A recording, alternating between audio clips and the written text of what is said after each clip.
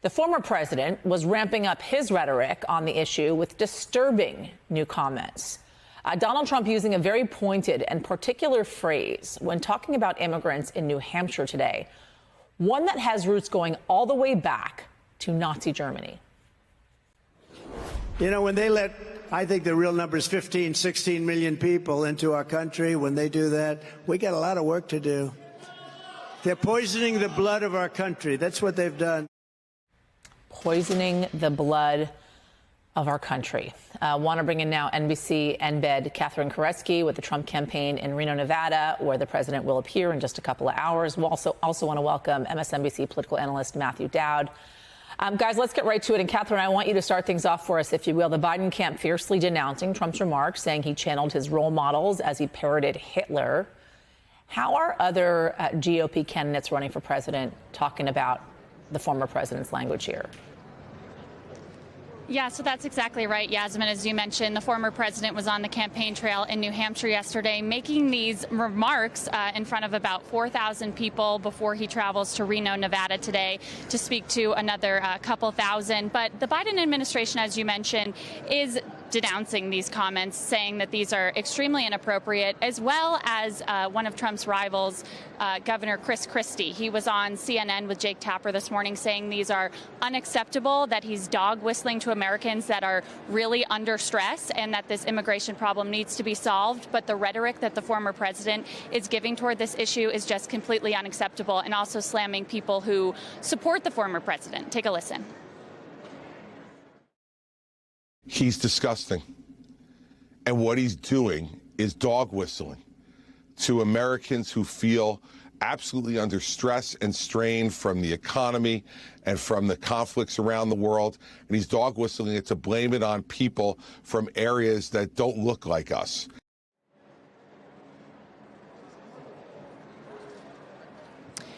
Yeah, so Yasmin, as you heard there, former New Jersey Governor Chris Christie denouncing those remarks just ahead of the former president, who's about to take the stage here in just a couple of hours. In Nevada, the vibes on the ground here are good for him. He's picking up a few new endorsements from state senators. The crowd's eager, and we'll have to see what he says as his second day campaigning this weekend on the trail. Yasmin? Catherine Koreski for us. Thank you. Matthew, before we get into it, I want to re-rack. I want my control room to re-rack what it is the former president said. I want to play it for folks so they can hear it clearly. And then I want us to chat. Let's play that, guys. You know, when they let, I think the real number is 15, 16 million people into our country, when they do that, we got a lot of work to do. They're poisoning the blood of our country. That's what they've done. He is essentially paraphrasing what Adolf Hitler talked about in Mein Kampf so many years ago. Adolf Hitler, responsible for killing millions and millions of Jewish people during World War II. What is your reaction to hearing that from the former president on the campaign trail, and why he is doing it and saying it? Well, I could agree. I agree with Chris Christie. It is disgusting, or deplorable, another word we might use in the course of this. What's amazing about this is you noticed in his continued remarks, first, he read it off the prompter. So it wasn't just like something that he said. He meant to say it. So right. He made a pointed way of saying it into it. And then he mentioned the countries he was worried about, none of which were European countries. And I know one of them wasn't the immigrants coming in from Slovenia, which is where his married wife Melania is from, or Czechoslovakia, which is who's passed away now, ex-wife was from, Ivana was from. And so it's a pointed remark that he's making. What also is incredibly concerning is he keeps taking it a step further. Last week he says, "I'll be dictator for a day," and everybody was like, "Whoa, whoa, whoa." And then this week he goes, basically, in case you missed my remarks last week, when I'm talking about, I'll quote Adolf Hitler and the Nazis from 1940. So he just keeps pushing and pushing and pushing in the envelope, so it's clear to people.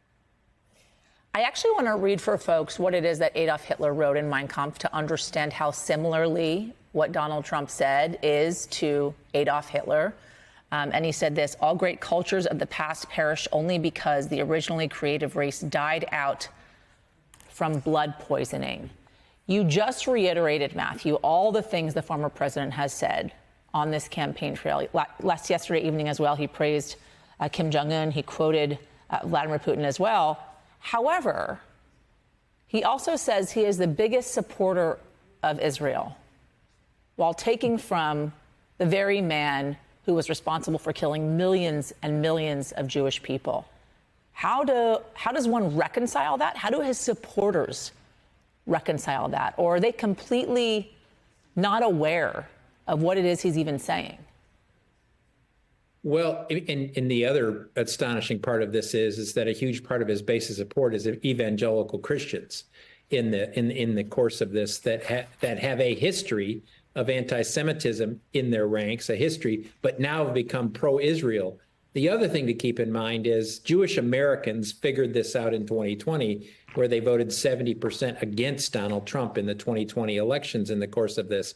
And so it's a continued, he's not aligned with Jewish Americans, but he's aligned with what Benjamin Netanyahu is doing, which in many ways it can be described as a movement towards dictatorship in Israel in the course of this. And so it's not as if he wants to protect Jewish Americans. The only thing he wants to do, which is parrot talking points of evangelical Christians, which is protect the Holy Land, which Israel happens to encompass at this moment in time. And so his divergence of thought, obviously, you pointed out, is clear. But again, I'll just remind Americans and anybody, the Republicans that keep sort of softening his remarks, well, he was just trying to be funny, or this. He keeps telling us, and he keeps taking it one step further. Believe the him. Next thing we'll see, he will actually hold up Mein Kampf and say, this is my roadmap for 2024, 2025. And at some point, they have to get a clear signal that this is exactly what he intends. Okay, so if you are the Biden camp, and decidedly it seems as if the former president is going to be the nominee for the Republican Party in 2024, do you seize on this? Is this a moment you must seize on and run with, considering how scary it could be if a man like this is reelected as the president of the United States and is saying immigrants poison the blood of our country, taking directly from a fascist dictator like Adolf Hitler? Well, Yasmin, you and I have had this conversation. I absolutely think they need to seize on this and leave behind all the stuff they've been trying to do the last 6 months. They need to seize on this and then broaden it and basically make this a part of the argument that we have a choice in this election, and that the choice is a continued democracy or a movement to autocracy and dictatorship, a la what happened in Nazi Germany in 1932. They were a democracy before 1932.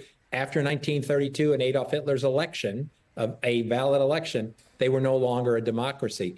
They have to make this entire campaign about that choice and what it means for Americans and what it means to, once we lose our democracy, what does that mean where they have to lose the ability to hold leaders responsible and accountable for their actions and for the issues they want discussed. That should be the pivot upon which the Biden campaign makes the argument for this entire election.